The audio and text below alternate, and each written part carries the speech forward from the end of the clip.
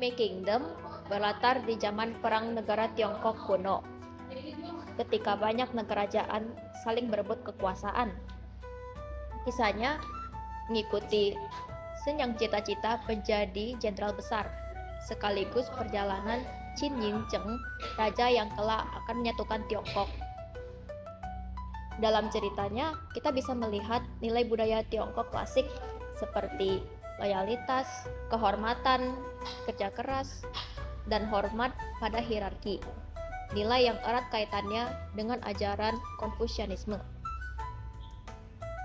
Selain itu, Kingdom juga mencontohkan strategi perang yang digambarkan bukan hanya soal kekuatan, tetapi juga taktik, logistik, dan kecerdikan, sejalan dengan pemikiran Sun Tzu dalam The Art of War. Walau kisahnya ribuan tahun lalu, Kingdom tetap relevan. Nilai seperti kerja keras, kepemimpinan, keberanian, dan loyalitas bisa jadi inspirasi kita di masa kini.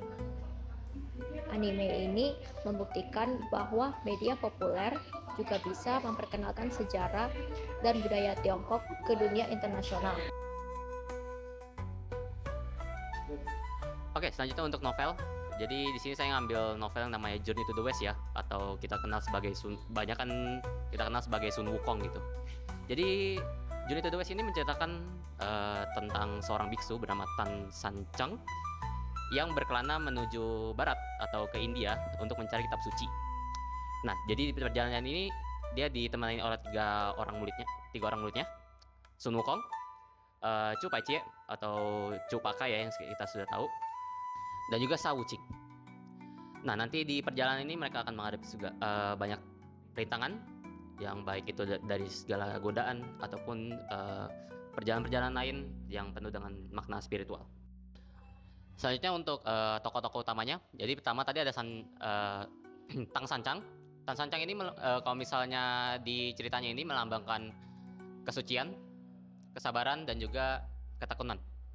Lalu ada Sun Wukong, karakter utamanya di film, salah satu karakter utama di film ini melambangkan kekuatan, ego, dan juga kebebasan. Selanjutnya ada Chu Pakai atau Chu Paicie. Dia melambangkan nafsu, kemalasan, dan juga sifat duniawi. Terakhir, Sa Wuqing. Dia melambangkan loyalitas, kerendahan hati, dan juga ketekunan. Selanjutnya, unsur budaya yang ada di film ini adalah dia menggabungkan mitologi Tiongkok ya dengan Buddhisme dan juga Taoisme. Lalu ada simbol-simbol khas lainnya ya seperti naga, dewa, roh penjaga, dan lain-lainnya. Terus ada juga menampilkan nilai-nilai seperti kerjasama, disiplin, dan juga menaklukkan kelemahan diri sendiri. Terakhir, untuk pesan moral dari film ini, hidup itu adalah sebuah perjalanan yang penuh dengan rintangan. Lalu untuk mencapai tujuan dan juga memecahkan segala macam rintangan, kita perlu yang namanya kerjasama, kesabaran, dan juga mengendalikan ego kita. Jejo alias Zhou Julian, kelahiran tahun 1979, 18 Januari, yang merupakan seorang aktor sekaligus penyanyi. Lagu Jejo itu mulai dikenal karena lagu-lagu yang begitu populer dan menggabungkan antara lagu berbahasa pop dengan nuansa tradisional. Dari segi album, karena liriknya yang begitu puitis, jadi irama lagu yang dibuat dari Jejo itu seakan-akan bisa menarik penonton dan maupun dari luar negeri gitu. Karena beberapa dari lagunya sendiri, Jejo ini menggabungkan seperti lagu tradisional yang tadi dan juga beberapa musik-musik genre musik lainnya seperti kayak R&B, pop, rock, dan lain-lain. Dari sisi simbol budaya, lagu-lagu seperti Hair Like Snow itu menggambarkan bunga matahari atau bunga salju, melambangkan di Cina itu seperti cinta abadi. Dan kalau misalnya dari sejarah atau legenda, Jejo banyak mengambil latar kerajaan seperti peperangan, cinta yang tragis, dan lain-lain. Ip Man 2008. Kali ini kita akan membahas film Ip Man 2008 yang diperankan oleh Donnie Yen.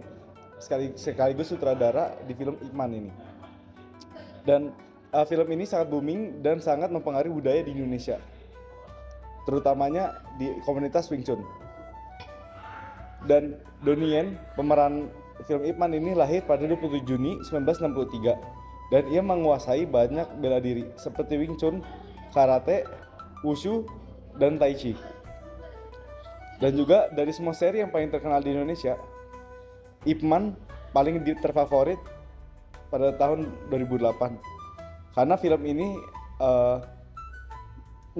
menceritakan bagaimana perjuangan Ip Man ini mempertahankan harga diri bangsanya.